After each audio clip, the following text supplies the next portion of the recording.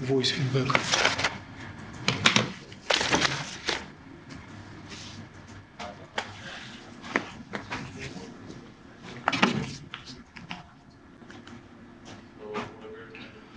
Okay, so we are about here. We covered all the plan about density metrics, and we are going from concept of density metrics to actual time-dependent density function theory, which those of you who need excited states may look tightly in. Nathan uses something more advanced, many-body perturbation theory. And if we will be successful today, we will cover TDDFT flowchart. And then next time we'll go over the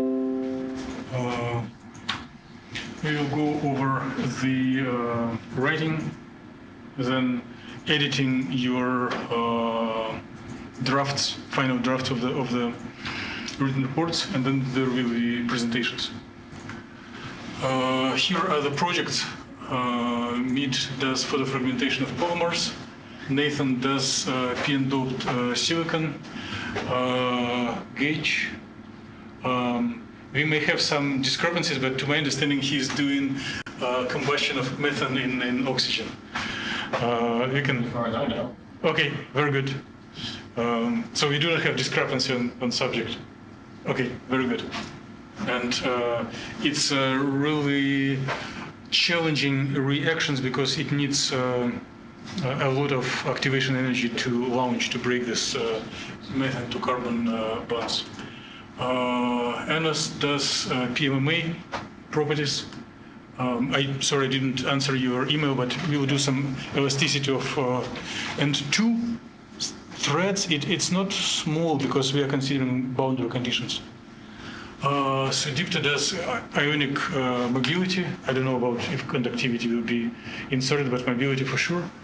Ben does charge transfer at interface of organic and organic. Kevin does novel materials for thermoelectrics, lead to right nanowires. And Kurt does a prototype of the PN junction that generates electricity. In some sense, his work is similar to Nathan, and in other aspects, it's similar to what Kevin is doing. David does two-dimensional perovskites, which are expected to be extremely efficient light emitters. Mary does polymerization of epoxy resin. And I still do not know how to interpret this PAJ, what does this acronym stands. I hope that in some time, Queenie will teach all of us how to call this polymer.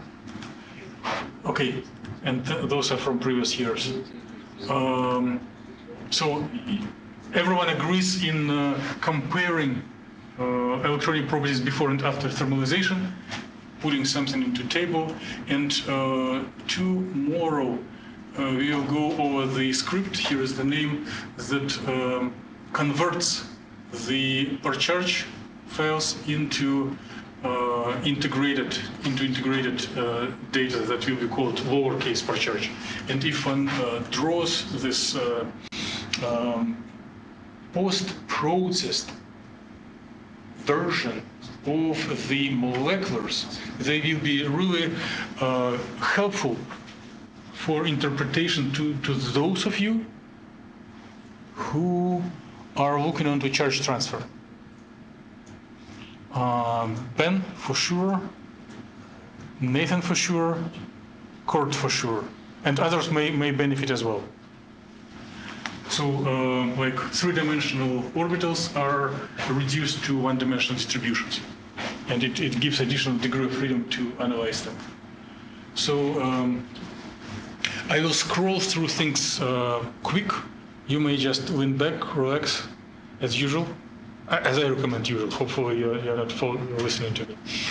And I will give you heads up when you need to concentrate. It's physically impossible to concentrate on everything because I will jam a lot of information. So this was DFT flowchart. Last time, for a few lectures, we considered spin polarized version of LDA. Correction is based on gradient. And then we went to alternative way of including density into the flow chart loop of density functional theory. So density of electrons at each point can be generally formulated as a product of pairs of orbitals, different orbitals, with weight coefficients. And these orbitals generally do not need to be coinciding and do not need to be occupied. And then in this notation, there will be 4 segments. Segment for occupied, segment for unoccupied, and segment for transition densities. Today we will see that the occupied part of density is of lowest order in incident electric field, and the transition density is the only thing that people take care when trying to take into account optical excitations. So it is a little example, and we will use it again and again today. So it is density matrix that translates pairs of orbitals into total density. So they are weighting coefficient, with which weight coefficient given pair of orbitals converts into total density. Okay, it's repetition of what we did. Nathan and Kurt may still know what is glass and Vahak, and the rest of us do not need it. Kidding. If any one of us want to program, maybe we'll need it. And there is an abbreviation of transition density, which corresponds to like current transition from occupied transition of occupation from conduction band to valence band. When we'll call it X, and when it corresponds to emission, Y. So today we will go over equations for this X and Y. Okay. Then specifically for those who are interested in polarons and spectroscopy of small molecules, we consider this nuclear reorganization and Stokes shift. And this is the thing that we will practice tomorrow. Some of us will benefit it for the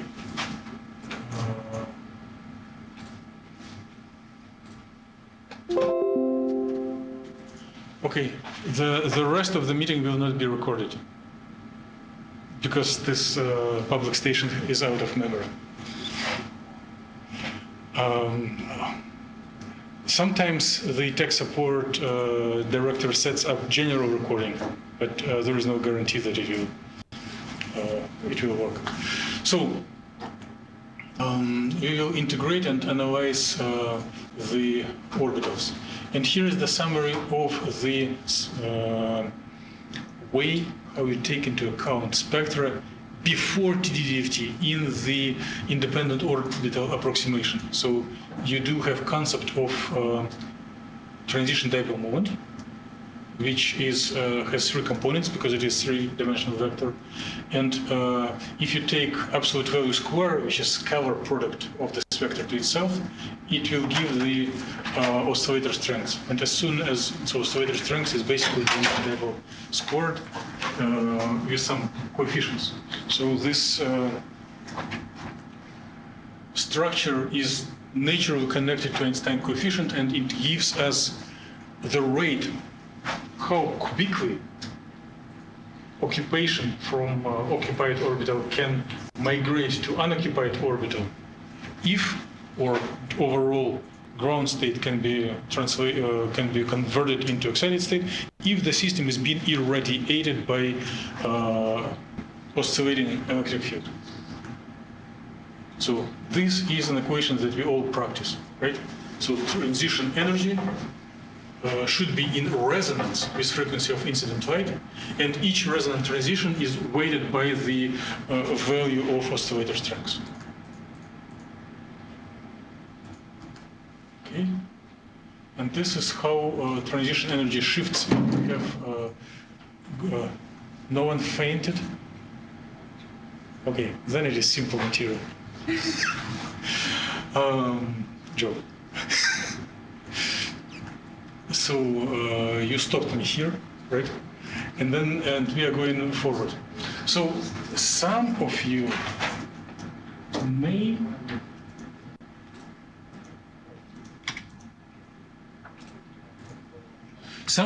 may have heard about plasmons.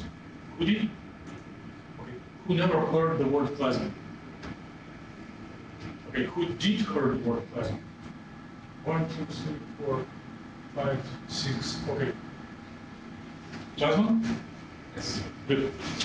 So if we have truly a large amount of electrons in metal particle and they are not confined to specific atoms, they move as a free electron gas inside metal, and incident electric field can move the electron density forth and back, and this collective electron motion may help for system to absorb energy. So these plasmons are based on classical electrodynamics. And we need this concept only as the intellectual step towards percepting the concepts that we are going to cover next. So that there is a no?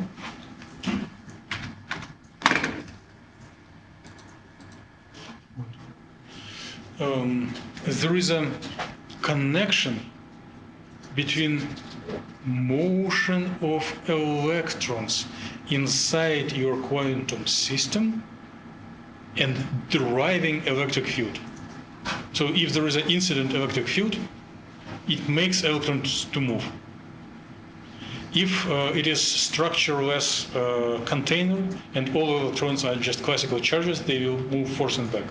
Right? Oscillate with the same frequency as incident electric field oscillates. But in case you have quantum system with a gap, with specific states, with orbitals localized on specific atoms, the collective motion of electrons will be not so collective anymore. It will be something more discrete and more quantum. But there will be analogy between this classical electrodynamics motion of all electrons and pro-motion of electrons from ground to excited state. The connection is as follows, and to my memory, it is the last slide we covered.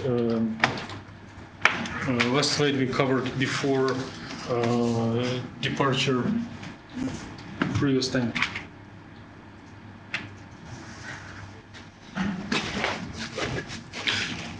Should I care about setting up recording by independent things, or you don't care? Who needs recording? Who doesn't need recording? Even for this question? Yes. Yeah, I would like a recording. Okay, then same here. Okay, I'll set up something real quick.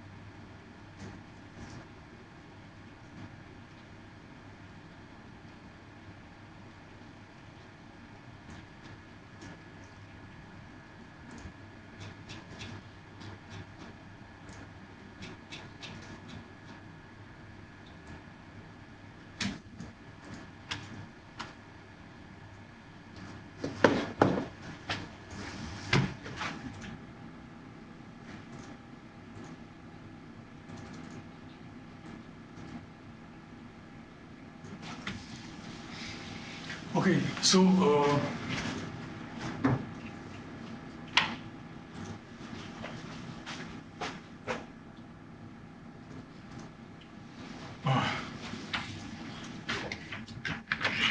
so it's a lot of cooperation.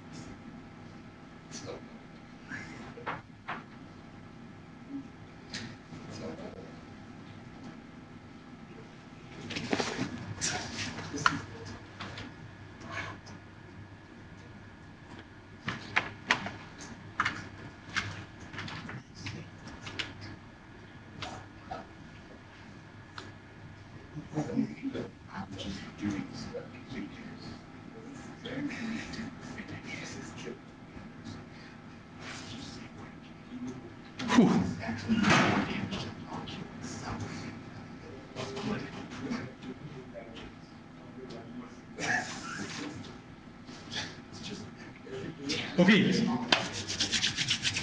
so I need to go quicker and quicker. So what is important in the excited states? The oscillation bands. Not bad. There is a connection. The strength, the oscillator strength. Oscillator strength, yes. But if we have all details, like oscillator strengths and other things, there is oscillation of overall density of electrons in quantum sense, similar to overall oscillation of density of electrons in classical sense. In both situations, they will oscillate with the same frequency as inducing field. Because if field is strong enough, it will be stronger than anything else, and it will make electrons to move forth and back, to make some motion. And there will be not wrong to say that amplitude of oscillations of the density of electrons will depend on frequency with which we excite the system. And it will depend on, in different positions, it will be different. So in some sense, and based on the background that we covered before, we are looking for a theory that will cover, that will, the dependence of this transition density which corresponds to, so to say, current change of the density, as function of position and frequency of incident field. And there is another question that we need to answer. At which frequencies of light transition from ground to excited is more reasonable? It's possible to have. So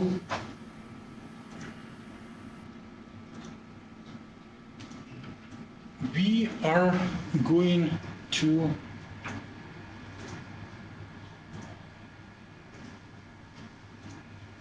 skim through the concepts that typically carefully processed in the time-dependent perturbation theory.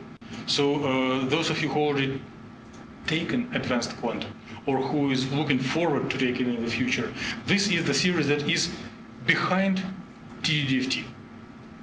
And in this theory, one looks on the correction terms for the observable in response to strengths of this perturbation. So we will look for the x and y terms. So here is my favorite picture, and if you are doing something else and if you are enjoying other activities or relaxing, I recommend to wake up and concentrate on this picture. If I would have the touch screen option, I would draw it, or probably let me show it here. So this is oversimplified summary of any excited state theory. If you feel comfortable with this image, then the rest of not very long remaining part of the course will be just technical details. So let's concentrate together. The left part and right part shows different presentations. So we are being born again today. Before this instant, most of us were thinking on the paradigm of excited states as occupied and unoccupied orbitals, right? And these little arrows are possible channels of system being converted from ground to excited, right? So one of the channels is when we go from highest occupied HOMO orbital to the lowest unoccupied, lowest transition energy, arrow 1. Another possible excitation is going, for example, from highest occupied -1, second lowest, to the LUMO, right? Another option is going from HOMO to LUMO +1. And the fourth option is going from HOMO -1 to LUMO +1, right? So if there are total 4 orbitals, which is a simplification, and 2 of them are occupied, 2 unoccupied, the system will have 4 lines in the absorption spectrum.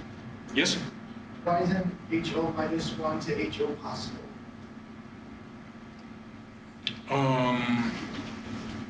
Can I sit on your chair right now? No. Why? Occupied. Because it is already occupied. Same here. From HOMO -1 to HOMO is not possible because HOMO both are occupied. Okay. Who is guilty for that? Each problem has first and last name. Pauli exclusion. Exactly. Yes. Pauli exclusion principle. So you did answer your question yourself. So 4 transitions, right?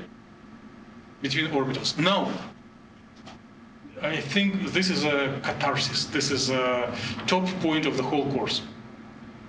Most important 30 seconds. We are coming to a new way on looking on the excited states of the overall global system. When all occupied orbitals are occupied, when we are in a ground state, this is a one state with one total energy, right? And this is most orthodox way to think about system, not about individual orbitals, which are just auxiliary quantities, but overall energy of ground state. Now, we can follow little intricate details how the excitation happens, but from the side viewer, from experimenter from the point of view of observations, we have just first excited state, right? With a certain transition energy. So if we excite system with so much h bar times omega energy, then system will go excited. There is another excited state, number 2. There is excited state number 3, excited state number 4. So each of these excited states can be decomposed onto pairs of occupied and unoccupied orbitals, but not always one pair. But correct way to think about excited states is one ground and several excited states. Please ask questions if you have, if you do not like this idea or if you need comments. Yes, please. So why is it called the excitonic picture?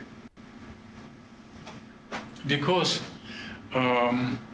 the decomposition of a given excited state over orbitals can be done slightly different than these pairs of orbitals and can include, so in this picture, one naturally takes into account interaction between electron and hole created in the excited state.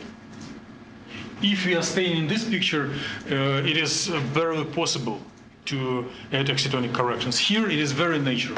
So are those 1, 2, 3, 4, do those energies correspond to the energy of a exciton? Yes.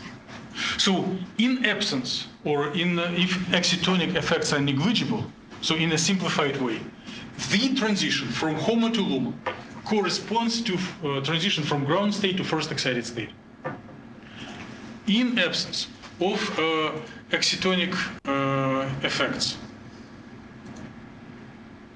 the transition from HOMO -1 to LUMO will correspond to second excited state, and so forth. Okay? So, but generally, the first excited state may have a little admixture of HOMO -1 to LUMO, of HOMO to LUMO +1. Especially if the energy offset between these orbitals is not so big. If there is some degree of partial degeneracy, right? So this is ideal, very good picture.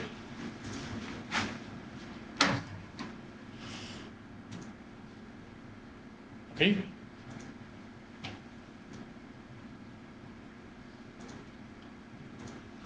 So what we just discussed. Transition energy between HOMO and LUMO approximately equals to energy of first excited state. Or better to follow logic this way. Energy of first excited state is approximately equal to energy from HOMO to LUMO. We will cover this aspect in details, in more details. Okay. So, who has seen this equation in the past? Yep. Who? Mary, did you? Yeah. Okay, who else? Looks familiar. Okay, who never saw this equation or something similar? That's good, do not hesitate. Nathan? I haven't seen that specific one. Okay, so how would you call it? Yes, it's generally correct. It belongs to the class of eigenvalue problems. In what you are doing, it is related by its benefits to community to the Bethe-Salpeter equation, but it is lower level and higher computational throughput. But it is analogous to Bethe-Salpeter. So this equation. And we do not have time to derive any tiny bit. And it is very much abbreviated. So this eigenvalue equation generates transition energies. So at which energies system is able to accept energy, right? This equation has unknown vector in the left and right part, column vector, and it is composed of x and y. What are x and y? Yeah, those are transition densities corresponding to excitation and emission, right? transition density. And density is generally a matrix, but we record them into a column. So if this equation is solved correctly, it provides transition energies and transition densities. It was community effort to design an equation by several independent people, and one of the contributors to its design in this form is Mark Cassidy, who right now works in Canada. So if you click on the drop-down menu in the Gaussian for TD-DFT, the Gaussian will solve this equation for you and give you a list of transitions. What we do know about these equations, we do know what are these symbols, what is this symbol, we know what is 0 and 1. Here, since it is matrix form, it will be unity matrices and zero matrices, and we do not know what are those A and B. So we need to make a connection between standard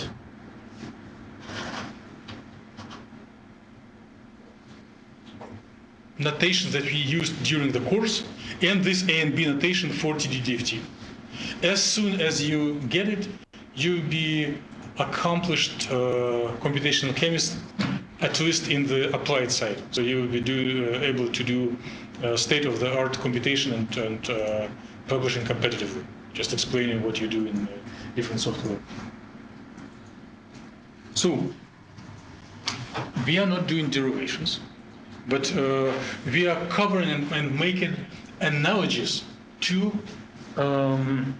previous material in the course. Do you see anything familiar in this slide?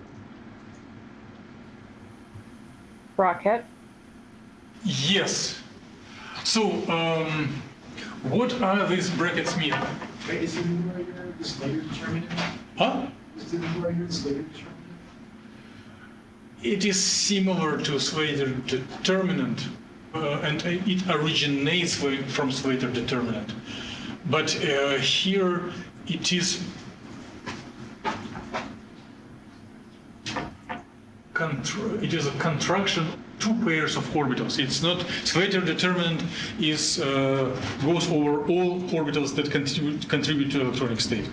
And here we pick up just few of them, just 4 of them.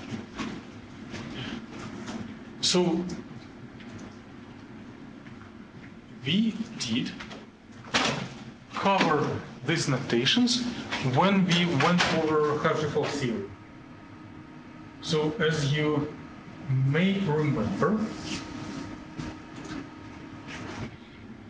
the interactions between we don't? Do we remember these notations or not quite? So the interactions of electrons originate from Coulomb's law, right? So it is always in the denominator, 1 over r minus r prime. But since our electrons, if it will be classical electrodynamics, it will be just point charges, Q1, Q2 on the denominator. But since it is quantum particles, we do have the products of pairs of orbitals. And if we would consider only Coulomb attraction, it will be coinciding orbitals, given density. So this and this coincide, this and this coincide. And then it will give Coulomb term, right? But due to quantum nature, pairs of these orbitals may have different indices, and due to antisymmetry of the wave function, due to Slater determinant, thank you, Kevin, for establishing connection, for seeing this connection. So due to the fact that overall wave function is Slater determinant, the contributions to total energy originating from Coulomb interaction do have antisymmetric combinations of orbitals. And these contributions give rise to the matrix B and partial matrix A. The leading term in the A matrix will stay here even if we disable Coulomb interaction, if we assume that Coulomb interaction between orbitals is negligible. And it is one of the things that it's not the most important top thing in the course, but it is worth of looking at and focusing. So assume that our electrons do not have Coulomb interaction between themselves, and then the A term for Cassida equation will include only differences between energies of orbitals. Make sense? So if we scroll back into original equation, so matrix A stays on the diagonal with in original form and with conjugation. So in absence of Coulomb effects between electrons, matrix B goes to 0, and matrix A will be diagonal matrix or differences between energies of occupied and unoccupied energies will stay on the diagonal. And if you diagonalize such supermatrix with only energy difference between orbitals on the diagonal, these eigenvalues will also be composed of the subtraction of energies of different pairs, different occupied and unoccupied orbitals. Make sense? Mary? Yep. Make Yep. sense? Yep. That is a sense? Okay. So in the limit, if we neglect Coulomb interaction, then Cassida equation will reproduce the result of independent orbital approximation. In case we take into account Coulomb interaction, there will be some corrections both in energies and in shape of excited state densities.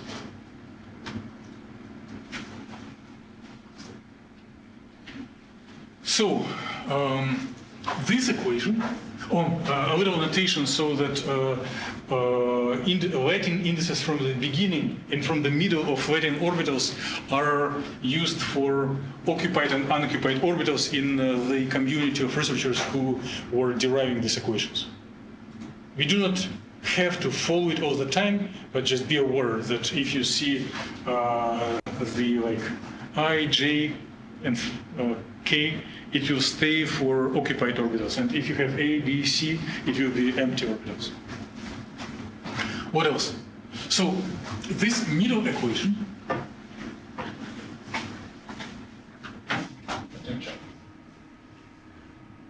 will not correspond to TDDFT.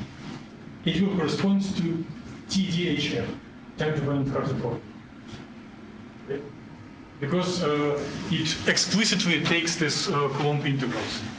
And in some sense, density functional theory and all theories that are derived from it work quicker because it uses concept of functional derivatives, which and they can be tabulated before computation is started. So before we did use functional derivative of total energy in respect to density, so first functional derivative in respect to density, and it was given as potential for Kohn-Sham equation, right? Now we do need an object that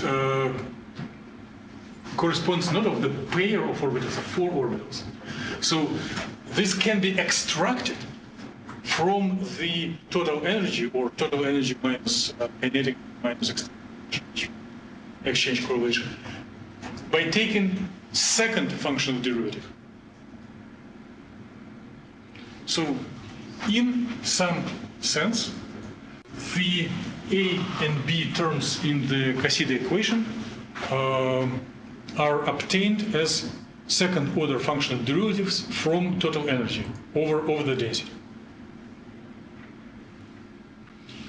the procedure how TD-DFT works, in some sense, reminds us DFT procedure. So it will be self-consistent loop, and at each step we take the density, take derivative, and then repeat the loop.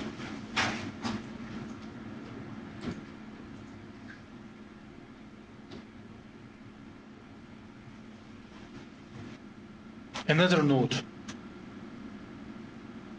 How does transition density correspond to total density and perturbed density? In some sense, we can tell that it is total density minus density in the ground state, right?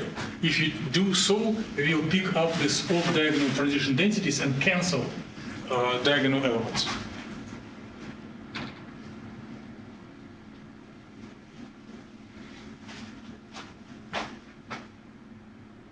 Suppose that we all have completed studies of theory and equations behind TD-DFT, and we know the equation. Suppose we know how to derive it. Suppose that we do have a flowchart and computer code that allows us to find our two goals: transition density and transition energy. Does it help us produce spectroscopic experiments? Or not quite? Do we have spectral instruments that measure transition density? Maybe, but I'm not aware. Typical thing that we measure is spectra that can be formulated as follow-up of oscillator strengths. So the question, where is my oscillator strength in these equations or their solutions? Where are the practical observables? You accept this formulation? So it is our next little goal, how to extract transition density and transition dipole moment and oscillator strengths out of transition density. Any comments about the equations on the board? Who likes or who doesn't argue? What Who does doesn't? TR stand for? Aha! That stands for trace, right? Yes. Trace? Okay. Yes. So if you have 2x2 matrix with ones on the diagonal and zeros on the off diagonal, what will be the trace of this matrix?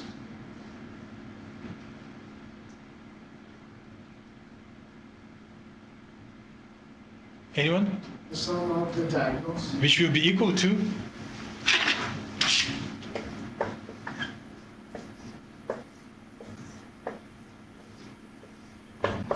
Two. Yes. So trace is sum of the diagonal, not B, C, D. Great, thank you. Sum of the diagonal elements. So who is happy with the first equation on the screen? There is no trap. It's a simple equation, right? We went over it. So if you do have two orbitals which are eigenstate of our quantum system, we can formulate matrix element of any arbitrary operator, right? And matrix elements are needed anytime we make connection between our quantum calculations and experiment. Now, who is happy with second line? One. Kind of. Okay, so there is derivation and proof, and it is really quick. Proof, I may skip it, but it's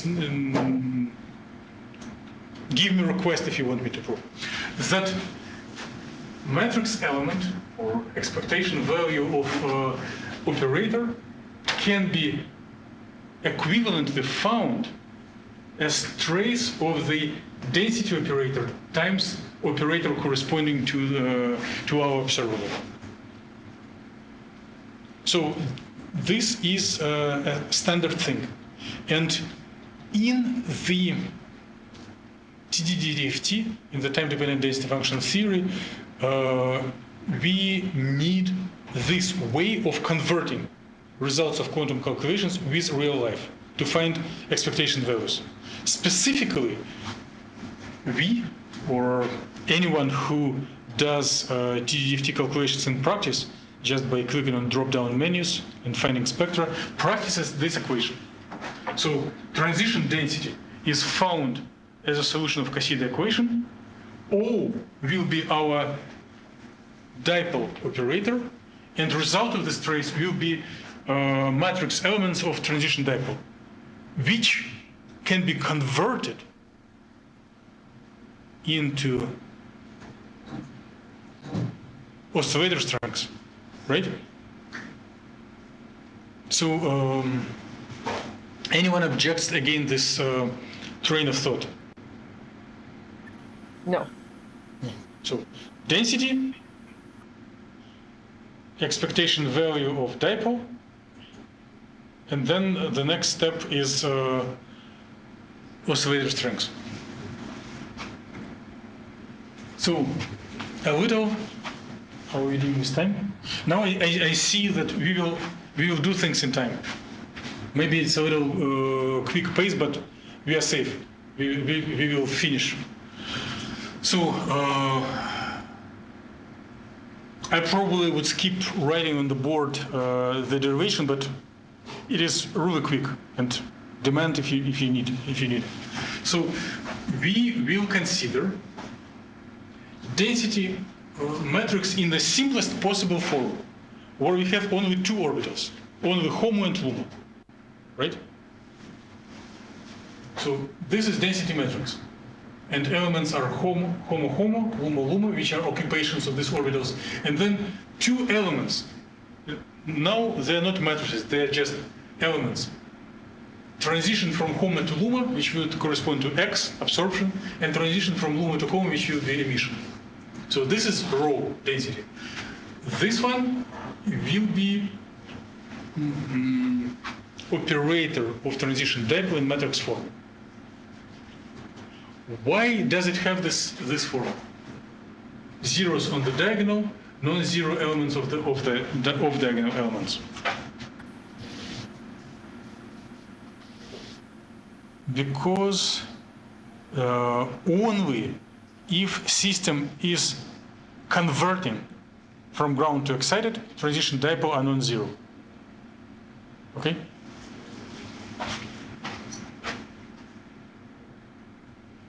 So suppose, imagine me writing, or imagine anyone from the class coming and writing. So if we multiply these two matrices in a row by column fashion, then you see that row by column will parse only one element. So 0 times row HO is 0. D times row LUMO to HOMO will be D ROMO to LUMO. See, this is the first element. Then the second, third, and fourth. Right? No objections. Multiplying two by two matrices. And now we do practice trace, which means forget about off diagonals, add together diagonal elements. So we put matrix element of the transition density out of brackets, and inside the brackets we have element of density matrix that corresponds to transitions from LUMO to HOMO, and element of density matrix from HOMO to LUMO.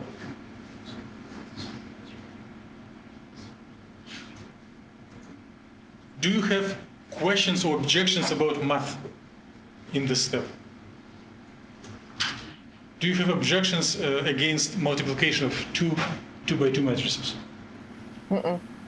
Good. Now, how do we interpret this equation? How can we verbally explain it? Ben? But any ideas? How would you physical meaning? Yes, physical meaning or practical benefit.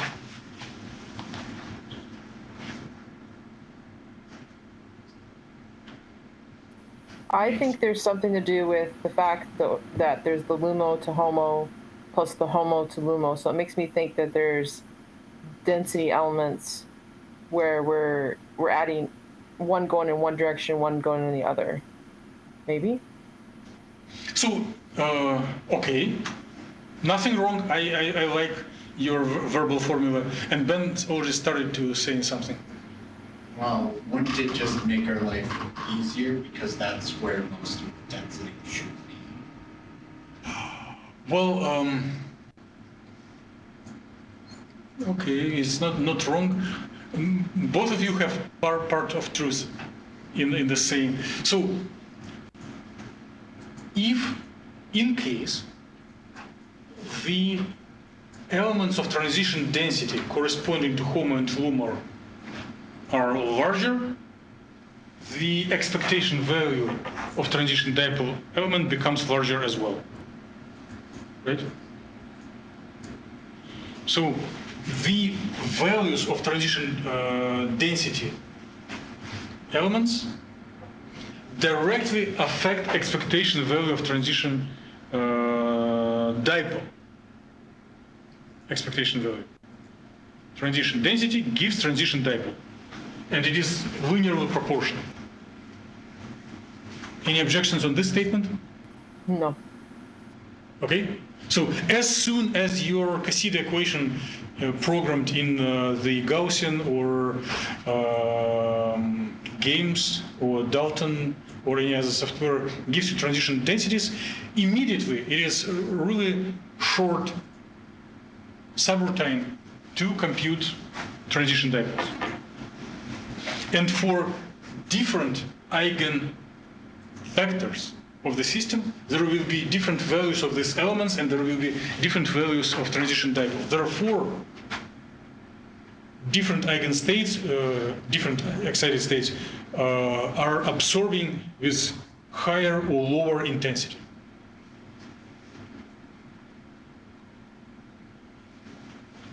Okay, so practicing multiplication 2 by 2 matrices, and then as soon as we do have expectation value of the D, we can compute this expectation value of transition dipole squared multiplied by natural constants and get oscillator strengths. In this writing, I do miss little angular brackets for consistency. I hope to fix it next year. But what do you want to observe any difference from what we had in the past for independent orbital approximation and what most of us are doing in the projects? Or do you see any suspicious things that may look as typos? What do you do not like in this expression? I count on Kevin because last time he was so good in identifying little things. So, what is strange or different, or what makes suspicion that it is a typo? In comparison between this equation for oscillator strengths and the oscillator strengths that we reviewed at the beginning of the lecture, the transition dipole that you are practicing when you are computing oscillator strengths based on VASP.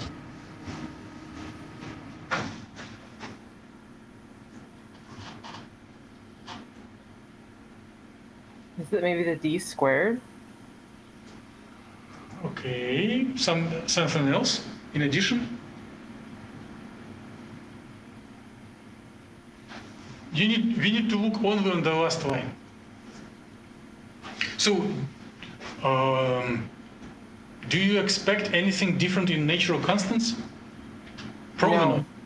So we need to look only on the initial notation for oscillator strengths, notation for transition dipole, or notation for transition energy or frequency. in your oscillator strength file, for each transition, for each line in the spectrum, how many indices do you have?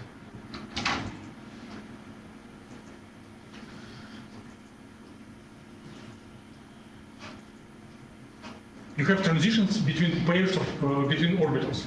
So you have index first orbital and last orbital, from LUMO to HOMO, or from orbital number 280 to orbital 281, right?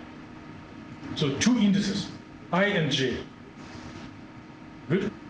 Make sense? So you will write this equation in your reports. Okay. Where are my two indices I and J here?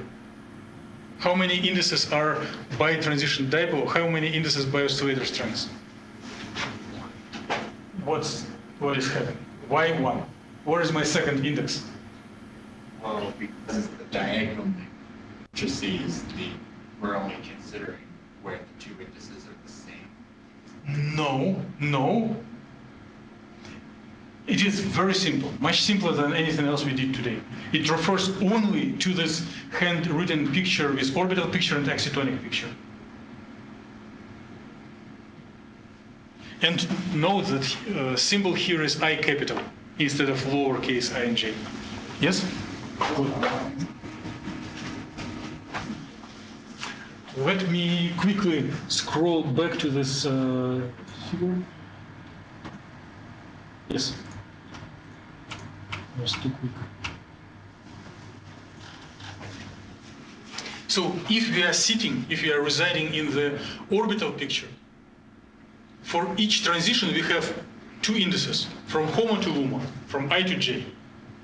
If we are in the excitonic picture, we have only one index for each transition, because it is from ground to excited state number 1, from ground to excited state number 2. Therefore, it is capital. So this super index hides inside all delicate information about how it is constructed. Make sense? Or no? Anyone wants to object? Okay. Either everyone is happy and agreeing, or no one cares.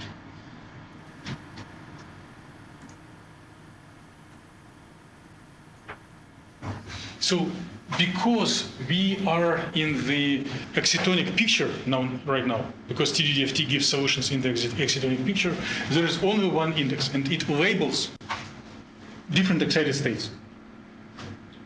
And for a lazy person, it is easier to put one index instead of two.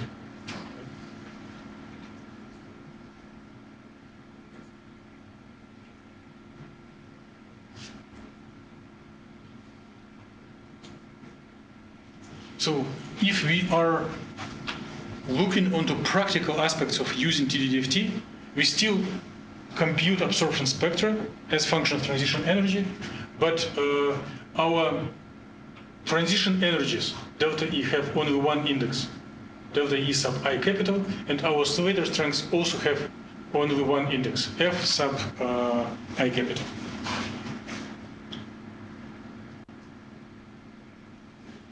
Right? So here is equation for absorption spectrum based on orbital picture, here absorption spectrum based on the excitonic picture.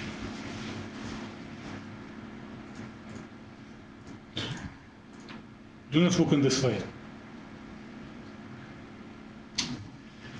So we do need to quickly look onto implementations of the TDDFT.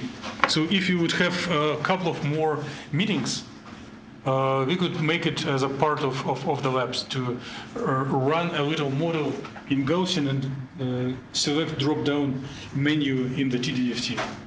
So Mary and Ben, can you explain what are TD and root keywords in Gaussian if you are selecting TDDFT calculations? Time dependent? Yes. Mm-hmm. But which values should you put for TD and root when you are submitting Gaussian from, if you're preparing input file for Gaussian? So that would be the number of your, would it be your the strength of the oscillator strength that you're interested in? I don't Number of really, excited states, right? yeah. The states that we account with I capital index, Okay. right? And since TD-DFT is a little more expensive than regular DFT, this number of excited states is typically not very large. If we are computing spectra with independent orbitals, we may have like 100 orbitals below HOMO and 100 above LUMO. And then number of excited states will be 100 by 100, like 10,000, right? What's a typical value of excited states that you request from Gaussian? From your personal practice? I don't remember. So you use templates provided by someone? Well, probably. Mary? Yeah, I'm trying to remember. It's Does it impress you by being like very large number, like 10,000 or a million? no, it's not. I think it's a small number. Yeah, No, it's no. like 100 or maybe 300, but if you go above, you use human patience. Good. Like about will be okay to put here. So go into Gaussian calculations, you select these keywords, and then it does generate your Gaussian.log file. Remember, Yeah. in the first part of the course, we were exploring output of Gaussian for Hartree-Fock calculations. And it was giving us the list of occupied and virtual orbitals, correct? Did you Yes. remember? When you select TD-DFT as your option menu, instead of occupied and virtual orbitals, it will give the output of about the following format. So it will write excited state 1, and 1 is I capital equals 1, right? Then it will give the transition energy, which will be eigenenergy for this transition, like h bar omega sub I capital. And then it will give oscillator strength, which could be small. And then there will be really important information. Has any one of you seen this type of information before? Mm-hmm. So Mary did. Ben, did you look on ever look on the TD-DFT output?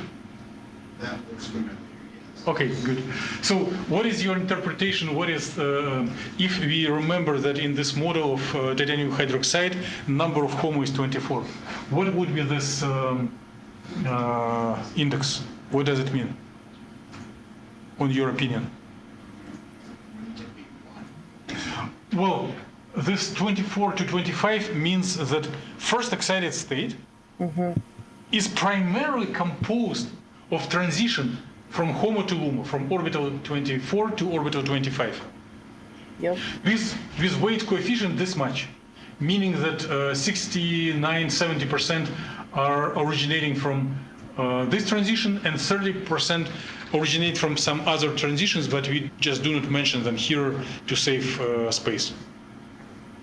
Make sense? But your major contribution looks like it's coming from excited state 1. At least No. the number seems to be higher, right?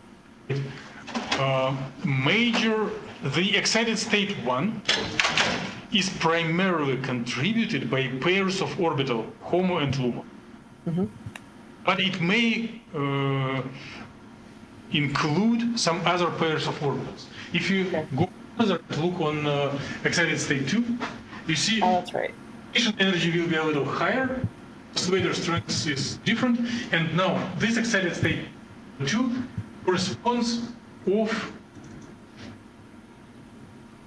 contributions from two orbital pairs, from 23, which will be HOMO minus 1, to 25, which will be, or from 223, which is HOMO minus 1, 226, which will be LUMO plus 1. Okay? Yep. So, and already at this second excited state, the TDDFT conflicts with our orbital pictures. So it tells that second excited state will be superposition of at least two pairs of orbitals. So when we need a little higher precision, we go to TDDFT and use this fashion. And by the way, if you compare transition energies with offset between orbitals, this one will be different because there are corrections to total energy. In case we need huge number of orbitals or cover broader range for spectrum, we can make step back towards independent orbitals, but then we need to explain what has been neglected. So this effect of superposition of multiple electron hole pairs into given excited state is neglected.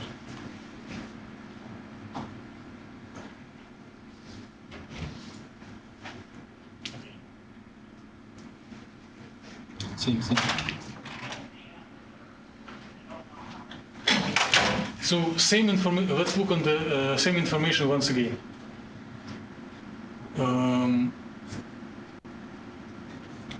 If we look onto the first excited state, it will be contributed only by this. We only have these elements. And if you look on the second, it will include HOMO minus 1 LUMO, like these elements. More elements on the off diagonal, more transition densities. So this arrow shows a state that corresponds to first excited state, and here are elements that will be non-zero in the computed transition density when we go to the second excited state.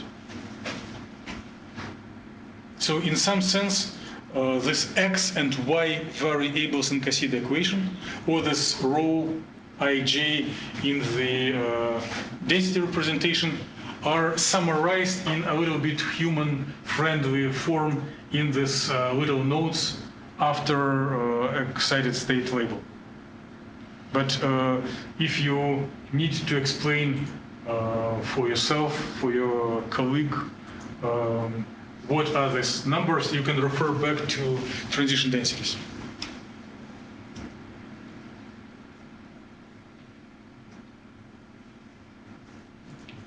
So, and since those are transition densities, there are no theorems that they have to be positive.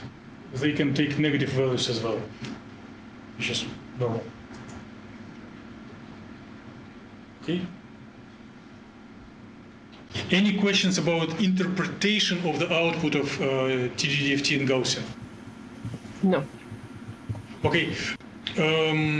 We can do it maybe after completing all important program, like last 5-10 minutes or in the lab. It is really quick for small systems. Or you can try on your own, or I can distribute template files that you will run on your own. And if this information is fed into the equation for absorption spectrum, you'll see spectra that look, it corresponds first excited, second excited, it will look similar to what you get in the independent orbitals, but typically it shifts to a little lower energies. If one will plot independent orbital spectrum nearby, it will be blue shifted compared to more realistic TDDFT. So this is an example of absorption spectrum for titanium hydroxide from TDDFT. Here is equation which you may want to cite if you are practicing TDDFT for your research. Here is the photo of the designer of this equation. And here is the summary of this theory once again. So generally, Schrödinger equation can be formulated in time-dependent formulation, with time-dependent part. And in case the potential is time-dependent, if there is a time-dependent part which corresponds to optical excitation, then density or change in the density in respect to ground state will be composed as pairs of occupied and unoccupied orbitals, and this is notations of the original designer of the theory.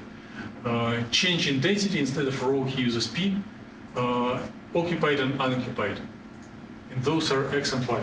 So here is the Cassidy equation for eigenvectors and eigenvalue.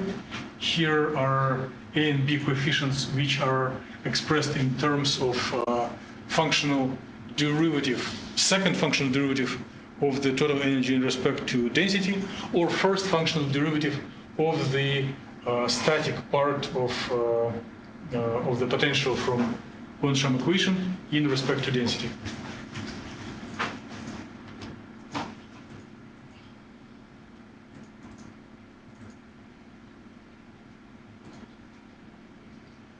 Here is the way how the elements of transition density are stored in the vector form and back, and one can practice same thing as we did before to set up a flow chart for TDFT calculations. So as an input, one gives positions of ions, number of electrons, tolerance, and root, and how many excited states you want to find. And as an output, we do need transition energies and oscillator strengths, right? Because we need spectra. But it will compute anyway the eigenvectors of transition density. So calculations will be done for all excited states with I less than the root.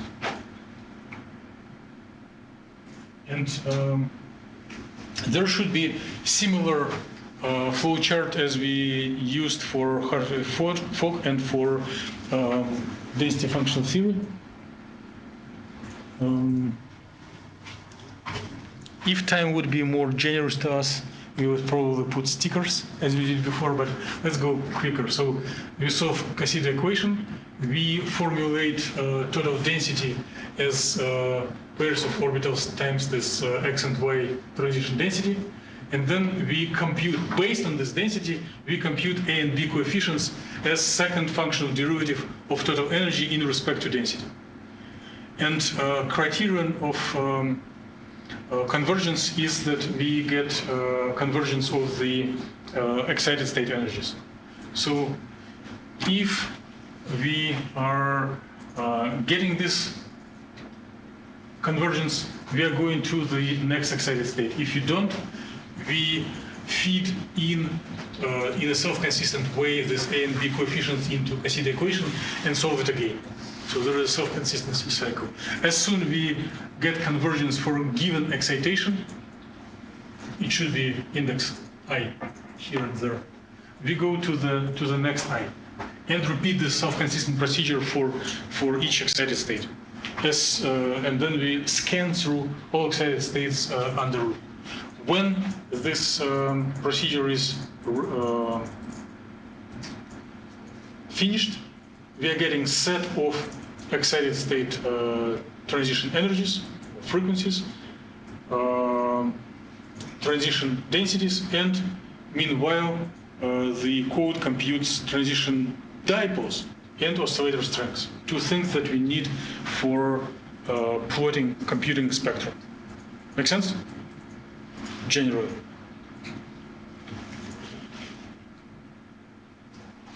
Same thing, just in a little better handwriting or machine typing.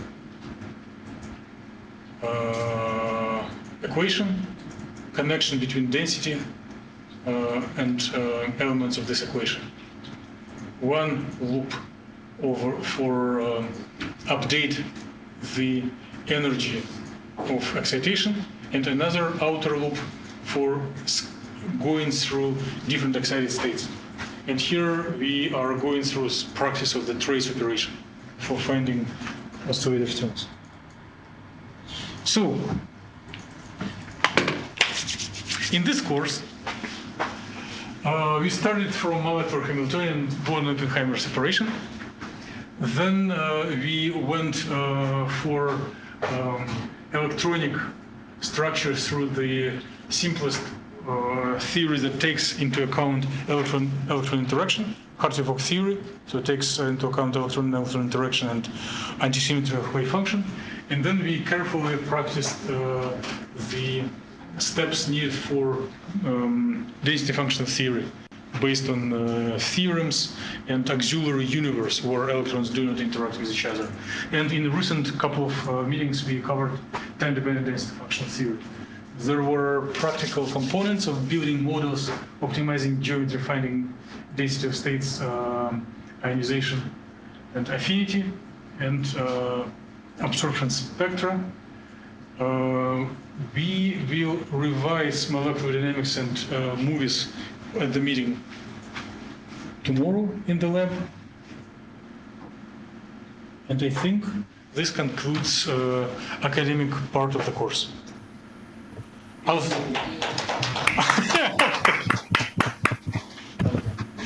So I'll stay here to answer any questions, but a program of today's meeting is done. Awesome. Thank you. Thank you. All right. Have a good one. Yeah.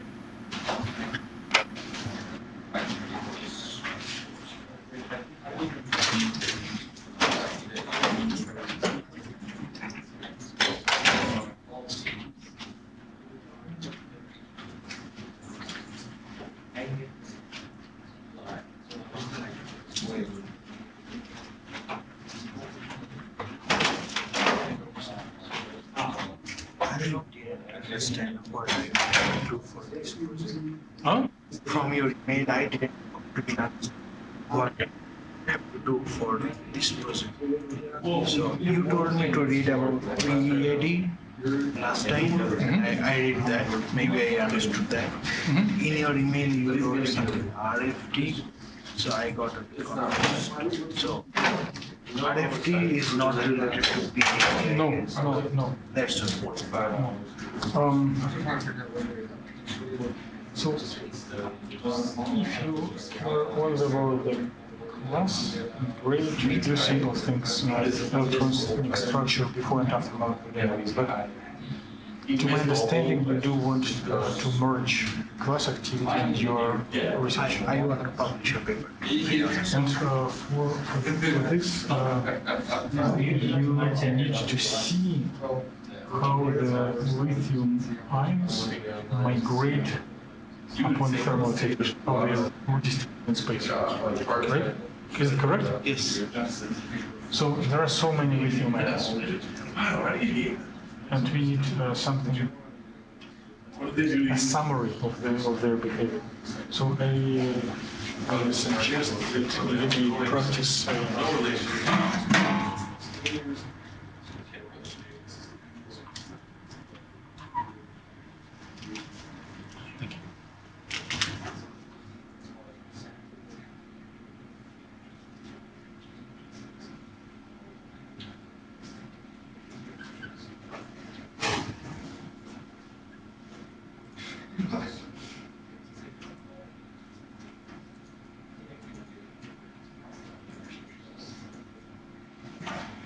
So we scan over all find the difference of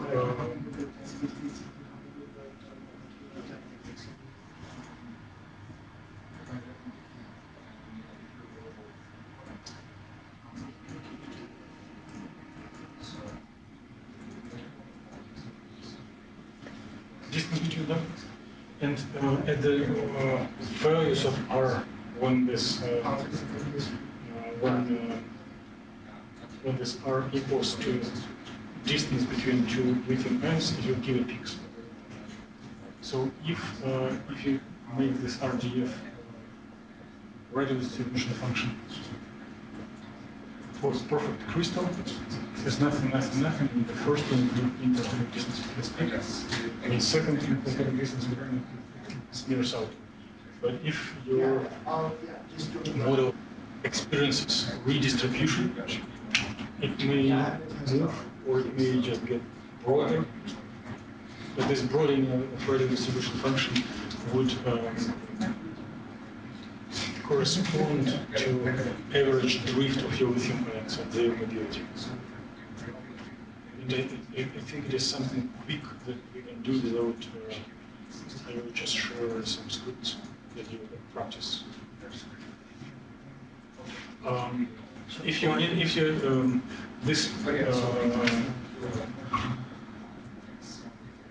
this keyword is very tricky and dangerous. There is no guarantee that it will work. But if you may just try your luck. If it works good, if not, you will not work. But you may right now you already have you can restart. So, just wait. NVT calculation and molecular dynamics both are same? Huh? NVT calculation? Yes. Both are same? Yes. Okay. So you can restart molecular dynamics in a new directory, but add into the in-car, use in-car for molecular dynamics, but add 0.1 for whatever you find. Like the default value is 0.0. Yes. If you use a little bigger value, it will be crazy, exaggerated, but otherwise, if your field is too big, you may not see any changes. If it is a strong field, you will see some dynamics.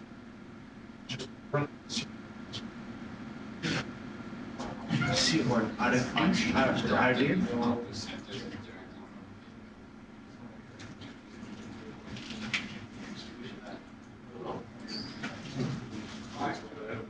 Teammates? You can do those inspect. Then sheet, and then you do empty, and then you do those inspect. Right? That is what you are planning right now. In addition, we can here and this is more than enough for the course. But if you really want to invest, get something useful, you may try additional range. That's it.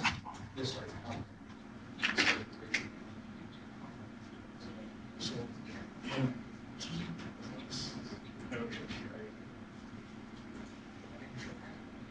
and then after this will be those absorption. And then you can compare 3 sets of files. Okay? Yeah, now It's not like all possible problems in the world, but we are very limited in time. And I think it is, even first line will work great for you, but this is an extra that you can try as a high risk project. okay, I will try that. Like, I have done optimization, heating, and molecular dynamics simulations. Did you put I got this video? yes, Video. You're able to do same videos. Yeah, I can. Okay. Will I do that for each of the steps? For each molecular dynamics. If you do several molecular dynamics, make videos for each of them, upload to YouTube and send them. Okay, thank you. Oh,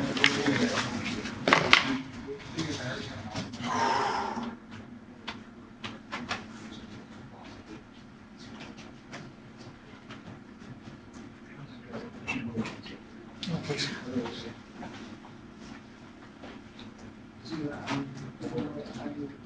I can help you build plots to tomorrow, then you can build these simulations.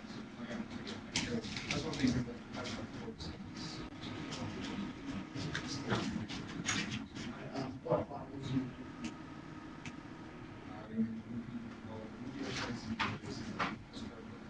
Yeah, those. It's like, it's all like part-time. You could do like Sunday.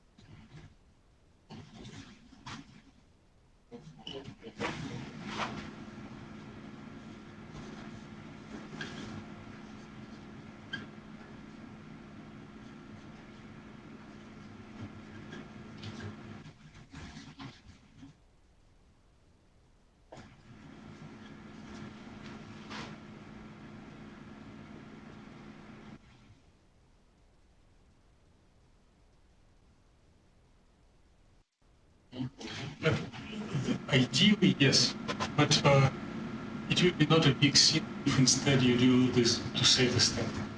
You can go either this way or use heating from there, because during molecular dynamics anyway it will change configuration. And then it was here MD ground, here you do MD plus ferro, and this is most interesting. Out of here, you do single point, and SW equals 0. So you do not re-optimize after molecular dynamics, because then it will bring you back. It will be identical to here. Single point, and then do these two states and absorption. For here, so I optimized. So this is what I did. We did for read, and I took the output of that and put it in the optimize. That was wrong. Probably wasn't needed. No, you don't. Fairway is optimized together, but after you complete it, do not. Yeah, we did for read last week. Okay, so I assume this was one step. Like you have two sets of directories. One set of directories without fairway, another with fairway. With fairway, you put fairway everywhere. Yep. And when it came to here, I thought we took the output of this to make it for read. No. Okay. it's like two independent threads. Okay. Yeah, so then I'd have to redo my stuff again, which is fine. And yeah, so I would just take our original optimized geometry with that per week code and put it into heat. Yes. Also, if what you are saying is best and correct. Okay. Yeah.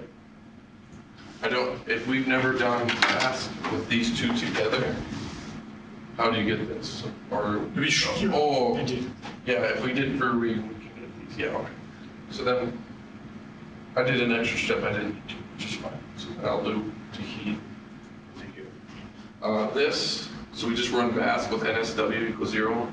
And then third, like here, third here is also third.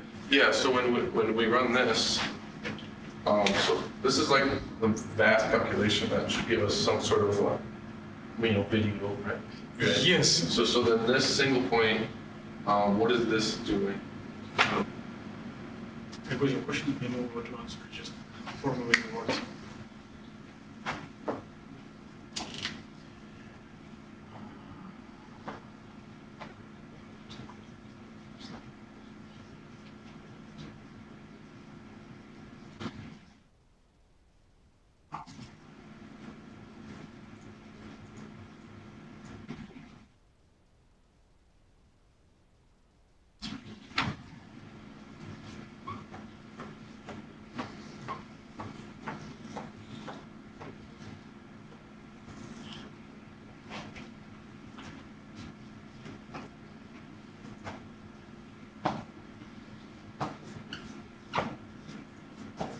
Okay.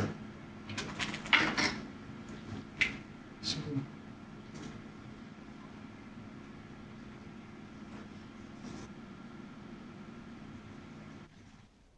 if you ground state and no fairway, you'll get something like this, right? If you use fairway with optimization, you get this one occupied, this will be unoccupied, something like this. So it will be similar to ground, but there will be population here and no population there. And after molecular dynamics in ground state, you will get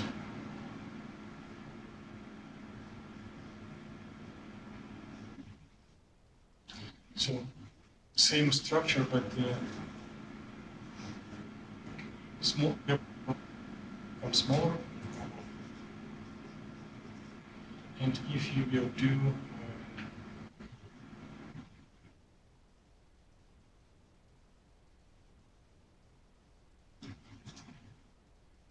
molecular dynamics with fairway,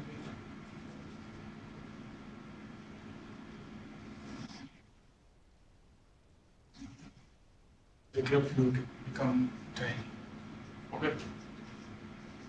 Or no gap. So this is most aggressive environment that you ruin your system as entity and you bring depolarization and some most drastic changes in the signatures in the observables. All right, let me take a picture. Oh, please. I'm gonna write down.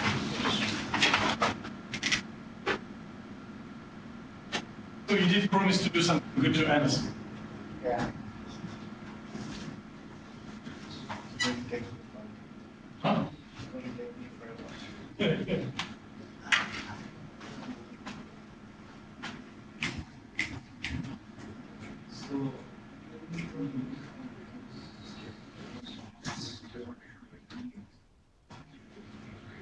This is the first proposal.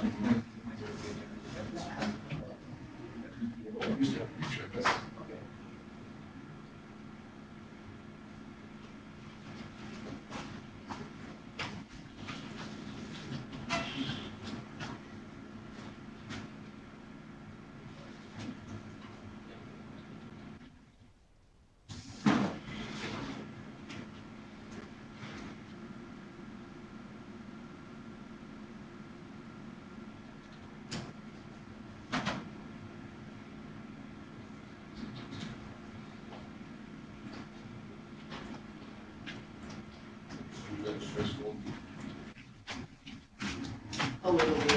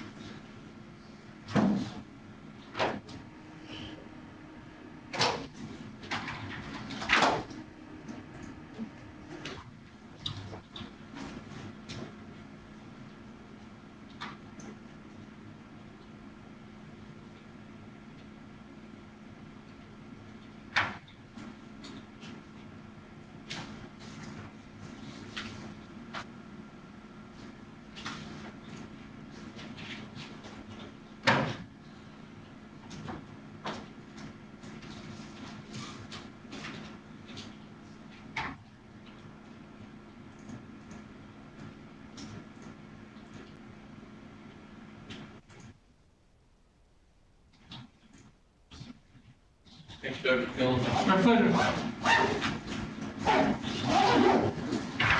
Candidate, PhD candidate Erickson. That's right. Yeah.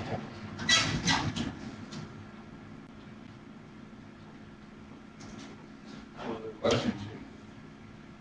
Do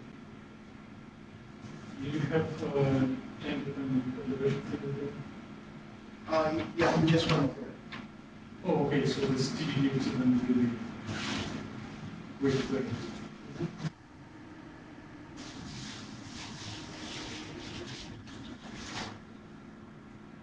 Yeah.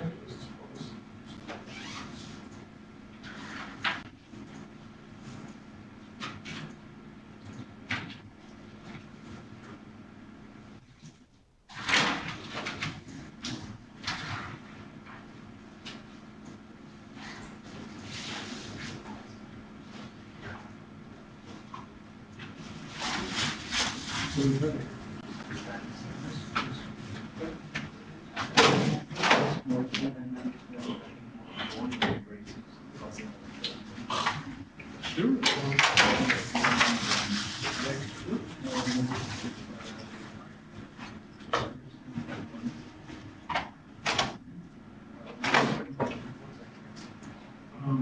Last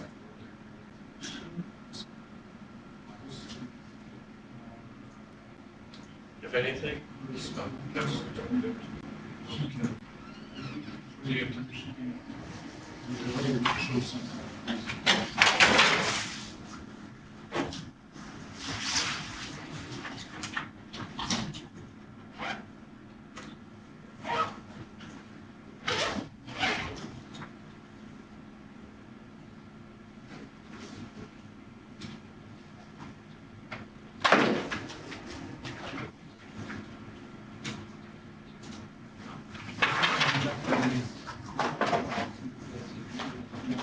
Wait.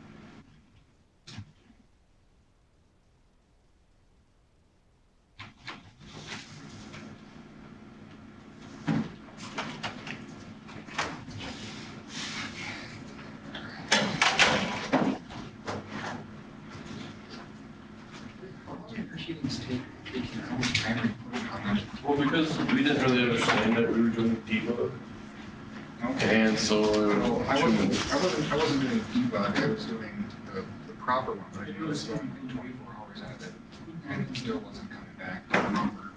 Yeah, you probably could do a lot less. Even on debug, it was like giving us DOS with plots like this, and it was working. I was waiting any of that until after I had gotten a successful completion. So we were getting a successful completion looking at the Slurm file. What is Slurm? The Slurm file, so when you run a batch script, the Slurm file is the log file, the output from what you were doing. So I was going off the Slurm file because I thought that was how you checked to see if it was a successful exit. You're probably right. I'm just saying.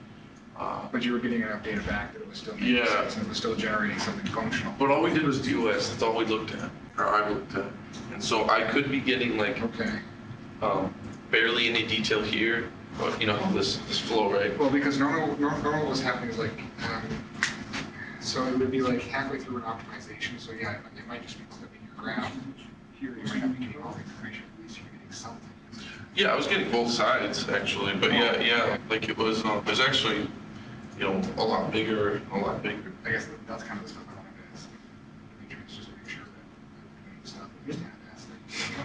Yeah. Because if I don't need to run it that long, and I don't need to burn the kind of resources, and I can get this stuff done faster, that's all the better.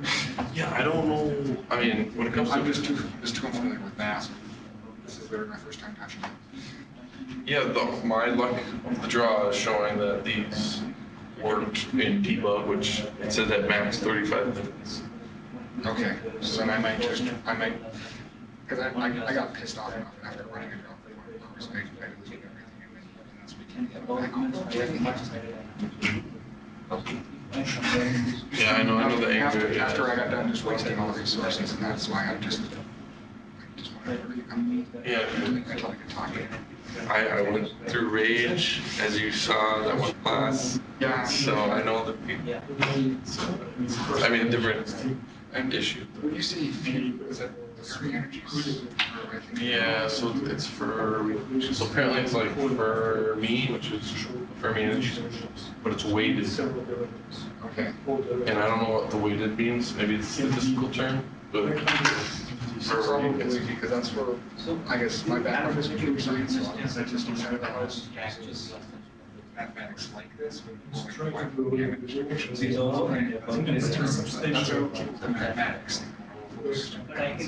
Yeah, I don't know either, but that's what he told me, so that's why it's the W's there. Instead of the- Okay. So, And then, yeah, so then in your in-car, you actually, because I think the in-car I have is actually doing the heating. yeah,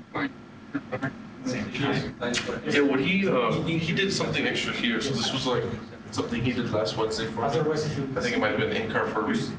I think. Oh, to be honest, came on that. And then I'm just taking those outputs, heating them with Burberry, and then MB with Burberry and DOS and all. Because I was waiting, I thought, but I thought this was a whole separate run, so it was, and then the heat, the concurrent plus card or whatever. Yeah. And then electrodynamics, when electrodynamics run, and then you can start making graphs. Yeah, so on every in-car, so I think this one was included, and for sure this one, and for sure this one. Yeah. On the in-car, so like, let's say we're talking about heat, it's everything's the same, except at the bottom, add this line. F-E-R-W, and it gives you the numbers. In this case, I have 117, put a star here, it's really complicated, and then something over here. And this is an extra line you have to add in to every in-car. Okay. That was the one where we shifted something. Exactly. Okay. That's exactly it. So I may not be quite ready to actually decide which one we should. Mine would definitely have. I think he looked, how many electrons do I have? 118. And whatever this code does, it's shifting one from occupied, making it unoccupied, and putting one into Occupied, or putting one where Lumo used to. Yeah. lowest, yeah, so from HOMO to LUMO. So whatever these numbers do, that's what it's doing.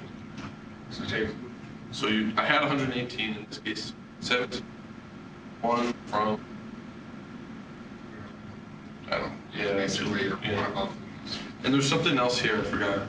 So, but that's it. All right. Good luck. Yeah.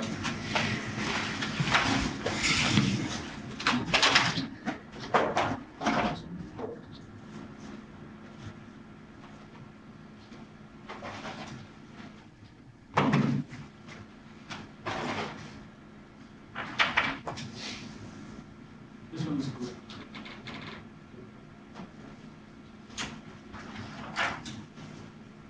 CH.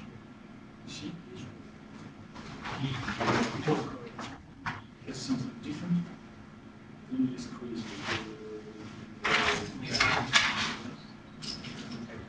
Yeah. So, how that work? I don't know. It's your other just check.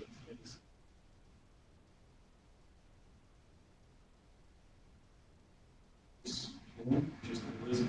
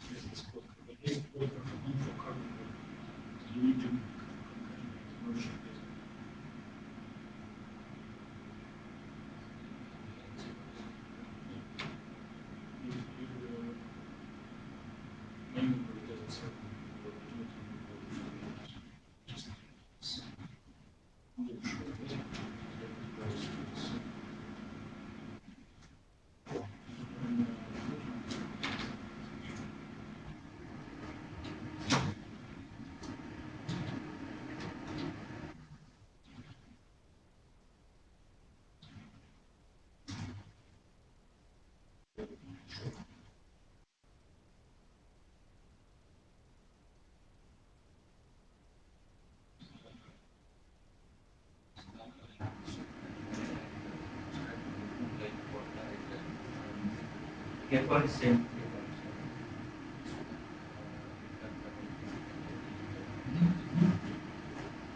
That optimized file I can use for everything.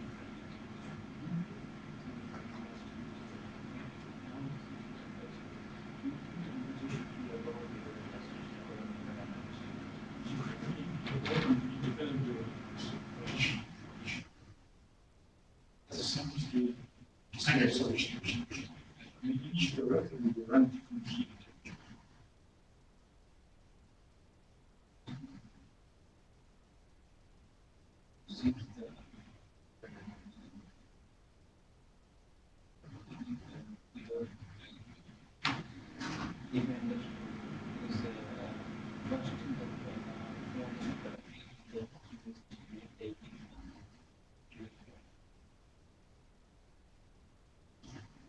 Some saddle point.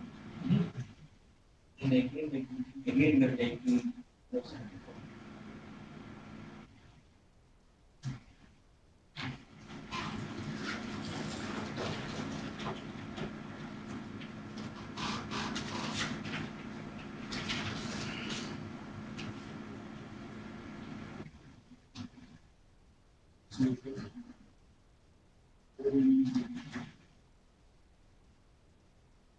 Section brings you.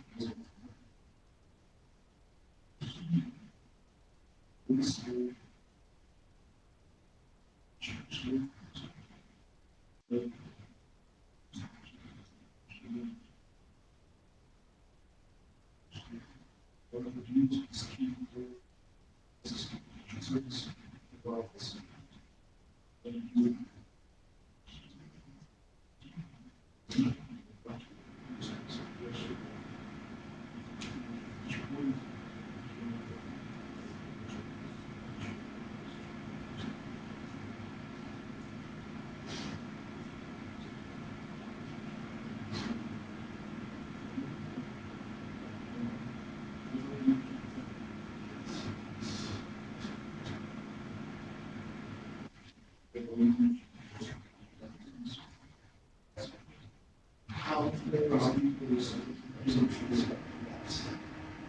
it's a lot on the mechanism of conversation.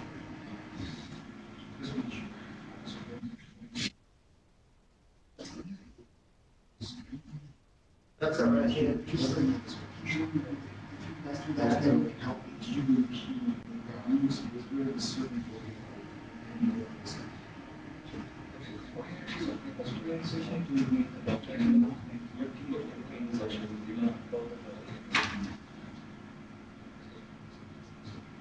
so did you just Again, the last finding is this is one because there's not like smart. No, I just need to just